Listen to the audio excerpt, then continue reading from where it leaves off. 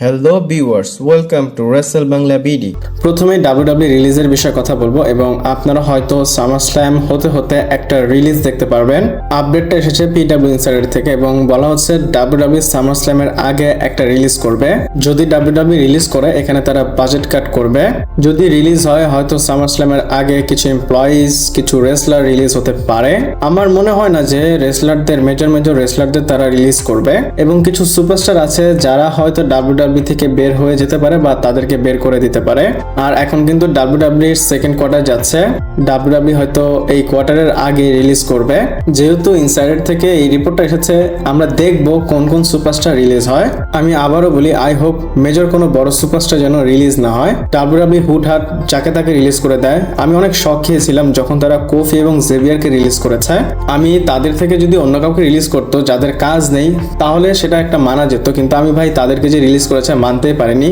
আর এখন যদি রিলিজ হয় আমি চাই মেজর সুপারস্টারদের যেন রিলিজ না হয়, যাদের কাজ নেই যাদের রিলিজ করলে এফেক্ট পড়বে না তাদেরকে রিলিজ করা উচিত। আর রিলিজ যখন হবে তখন তো অনেক কন্ট্রোভার্সি হয়, অনেক কথা হয়, তখন না হয় রিলিজের বিষয় বলবো, হয়তো সামনে রিলিজ হতে পারে, এটা আপনারা মাথায় রেখে দেন। এরপর গুন্থার এবং নিক অর্লিসের বিষয়ে কথা বলবো এবং নিক অর্লিসকে নিয়ে একটা আপডেট এসেছে।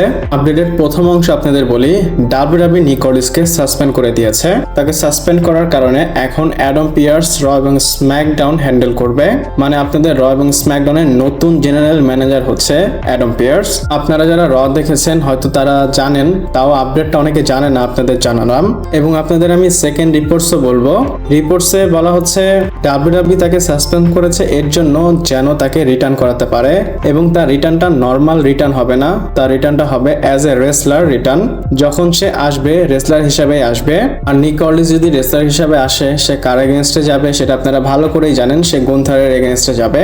নিক অর্লিস কিন্তু ইন্টারভিউতে বলেছিল যখন তার ভালো সময় মনে হবে যে না এখন রেসলার হিসাবে তার আসা উচিত তখন সে আসবে, না হলে সে এই ম্যানেজারের রোলটা এনজয় করতেছে। এখন যেহেতু সে নিজে থেকে আসতেছে তার ফিউডটা গুন্থারের সাথে হবে এবং নিক অর্লিস খুব ভালো মানের একটা রেসলার। আপনারা যারা তাকে টিএনএ থেকে ফলো করে আসতেছেন হয়তো তারা জানেন, না জানলে আপনাদের টিএনএ এর কিছু ক্লিপ গিয়ে দেখা উচিত নিক অর্লিস কত ভালো রেসলার বা ভালো ফিউড ভালো প্রোমো কার্ড দিয়েছে টিএনএ তে। যাই হোক এখন সে ডাব্লিউডাব্লিউ তে রেসলার হিসাবে আসতেছে, এটা ভালো খবর। আমরা অনেক বছর ধরে ওয়েট করতেছিলাম।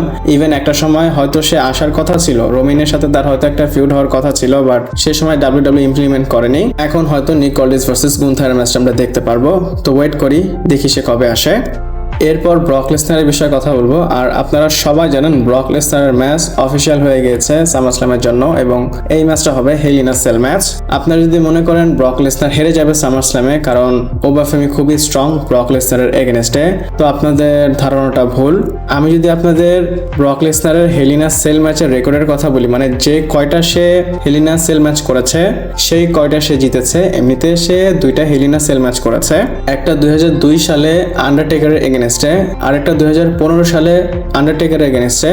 সে দুইটাই জিতেছিল, 2002-এও জিতেছিল 2015-তেও জিতেছিল। আর এখন 2026-এ এসে ওবাফেমির এগেনস্টে তার ম্যাচ হবে।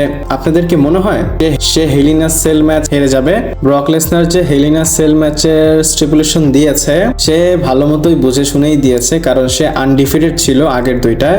আর তার যে স্ট্রিক সে যে হারেনি এটা তো আপনারা সবাই জানেন, হয়তো সে এইবারও না হারতে পারে। এইটা দেখতে ইন্টারেস্টিং হবে ব্রক লেসনার এবং ওবাফেমির ম্যাচে কি রেজাল্ট আসে, কারণ 1-on-1 কিন্তু হয়ে গিয়েছে, একবার ব্রক জিতেছে একবার ওবা জিতেছে আর এখন কিন্তু থার্ড। হয়তো থার্ড ম্যাচে ভালো কিছু বা শকিং কিছু হতেও পারে।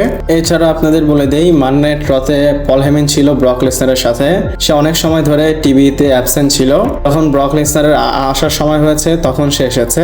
তো পল হেমেন তো দেখেছেন প্রোমো কাট করার পর ব্রক লেসনারকে বলেছে ভালো প্রোমো কাট করেছে এবং ব্রক লেসনারও বলেছে থ্যাংক ইউ। তো ইনস্টাগ্রামে সে একটা ভিডিও পোস্ট করেছে, এই ভিডিওটা দেখে আমার অনেক আগের কথা মনে পড়েছে। একটা সময় সে এরকম ভিডিও করে ট্রিপল এইচ এর যে হাউস সেটা একদম ডিস্ট্রয় করেছিল, আপনাদের হয়তো মনে আছে বা আপনারা গিয়ে দেখবেন সেই ভিডিওটাতে। আপনারা দেখবেন ট্রিপল এইচ এর হ্যামার দিয়ে ওয়ার্ল্ড হেভিওয়েট চ্যাম্পিয়নশিপটা ট্রিপল এইচ এর অফিসে সে কিভাবে ভেঙেছে, ট্রিপল এইচ এর পুরো অফিস সে ডিস্ট্রয় করে। তো সে যে পোস্টটা করেছে ইনস্টাগ্রামে সেম ভাইবটাই পেয়েছিলাম। আমার যতটুকু ভাইবটা এসেছে মনে হয় এনভায়রনমেন্টের জন্য, কারণ সে তো আর কোনো কিছু ডিস্ট্রয় করেনি, অফিসের মধ্যে ছিল, এর জন্য পল হেমেন এবং ব্রক লেসনারের আগের ভিডিওর কথা মনে পড়েছে। আর এই ভিডিওতে যদি বলি তারা কি করেছে, সে জাস্ট ESPN কে প্রমোট করেছে। পল হেমেন বলে যে আমার কাছে রিজন আছে কেন তোমরা ESPN এ সামার স্ল্যাম টিউন করবা। রিজনটা হচ্ছে ব্রক লেসনার, মানে সে ব্রক লেসনারের দিকে হাত দেখায় এবং তখন ব্রক লেসনারও আসে। এছাড়া আপনারা হয়তো অনেকেই নোটিস করেছেন, আমি টুইটারে এই জিনিসটা মানে অনেকবার দেখেছি, ব্রক লেসনারের যে ট্রাউজার সেটা সে এখন আবার পরে আসতেছে। আগে যে কাউবয়ের যে একটা গিমিক, তার এটা পরলে কি হয়, প্যান্ট ফেটে যায়, 2বার প্যান্ট ফেটেছে। কেউ হয়তো বলেছে যে ব্রক লেসনার তুমি কাউবয়ের যে গিমিক সেখানে প্যান্ট পরো না, তুমি ট্রাউজার পরে আসো, এর জন্য সে ট্রাউজার পরে এসেছে। যদি সে হেয়ার স্টাইলটা আগের মতো আনতো, সেম 2015-তে ব্রক লেসনার যে এসেছিল সেম ভাইবটা পেতাম। ভাই ব্রক লেসনার তো ব্রক লেসনার, সে যখনই আসে আমি তার অরা ফিল করতে পারি। যে যাই বলুক, আমার ব্রক লেসনারকে খুবই ভালো লাগে, আগেও ভালো লাগতো, এখনো ভালো লাগে। আমি চাই না, মানে মনে মনে চাই না সে হারুক বা সে রিটায়ার হোক। ওবাফেমি তাকে যে হারিয়েছে, ওবাফেমিকে আমি সাপোর্ট করি, কিন্তু মনের দিক থেকে আমার ওবাফেমিকে ভালো লাগে না, কারণ সে ব্রক লেসনারকে হারিয়েছে। আর আপনাদের সাথে আমি আমার এক্সাক্ট রিয়াকশনটাই দেই, আমি কোনো তাল দিয়ে কথা বলি না যে আপনারা যেটা পছন্দ করবেন সেটাই বলবো। এমন না যে আপনাদের কথার গুরুত্ব দেই না, আমি বুঝাতে চাচ্ছি ভালোকে ভালো বলি, খারাপকে খারাপ বলি। বাই দ্য ওয়ে, ব্রক লেসনারকে আপনারা কারা কারা পছন্দ করেন আমাকে কমেন্ট করে জানাতে পারেন। এরপর সামারস্ল্যামের বিষয়ে কথা বলবো এবং ডাব্লিউডাব্লিউর অ্যাপ্রোচ অনেকটা ডিফারেন্ট হয়ে গিয়েছে, কারণ ডাব্লিউডাব্লিউ এই সামারস্ল্যামকে মেগা ইভেন্টের মতো দেখতেছে। এবং সামারস্ল্যাম 2 নাইটসের ইভেন্ট আপনারা হয়তো সবাই জানেন। সামারস্ল্যাম হবে আগস্টের 1 তারিখ এবং আগস্টের 2 তারিখ। আপনারা 2 তারিখ এবং 3 তারিখে বাংলাদেশের টাইমে দেখতে পারবেন। এবং মেগা ইভেন্ট কেন করতেছে, ডাব্লিউডাব্লিউ বাউন্স ব্যাক করতে চায়, কারণ রেসলম্যানিয়ার পর কিন্তু ডাব্লিউডাব্লিউ যত শো বা যত প্রোডাক্ট অনেক ডাউন গিয়েছিল, এর জন্য তারা কাম ব্যাক করতে চায়।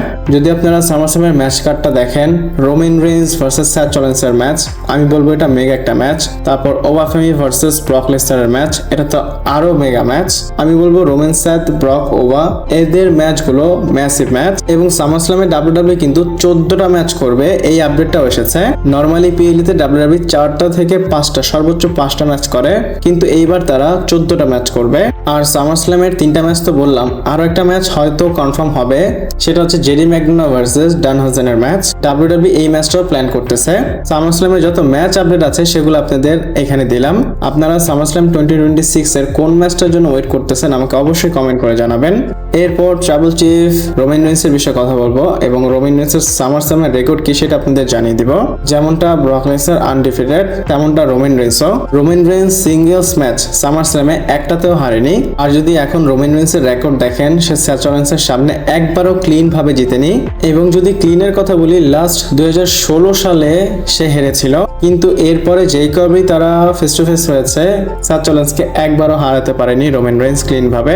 ডাব্লিউডাব্লিউ সামারস্ল্যামে রোমান এবং স্যাথের ম্যাচটা কি ক্লিন ভাবে শেষ করবে নাকি আবার ডিজাস্টার করবে সেটাও দেখার বিষয়। আমি এখানে ডাউট করতেছি, কারণ রোমান রেইন্সের কাছে যেভাবে ব্লাড লাইন আছে, হয়তো এই ম্যাচে তারা আসতে পারে। এই ম্যাচের ফিনিশ ক্লিয়ার হবে না আমার যতটুকু মনে হয়। এবং আপনারা একটাবার চিন্তা করেন, আমি চিন্তা করে পারতেছি না, আপনারা চিন্তা করে আমাকে কমেন্ট করে জানাবেন। আমি ধরতেই পারতেছি না কে জিতবে। যতই যুক্তি দেখি, কখনো মনে হয় রোমান রেইন্স জিতবে, কখনো মনে হয় স্যাথ রলিন্স জিতবে, আমি প্রেডিক্টই করতে পারতেছি না। আমি চাই আপনাদের প্রেডিকশন, কে জিতবে আমাকে কমেন্ট করে জানাবেন। তো ভিডিওটা এই পর্যন্তই ছিল, ভালো লাগলে লাইক, কমেন্ট, শেয়ার, সাবস্ক্রাইব করে পাশে থাকবেন। পরবর্তী ভিডিওতে আবার দেখা হচ্ছে।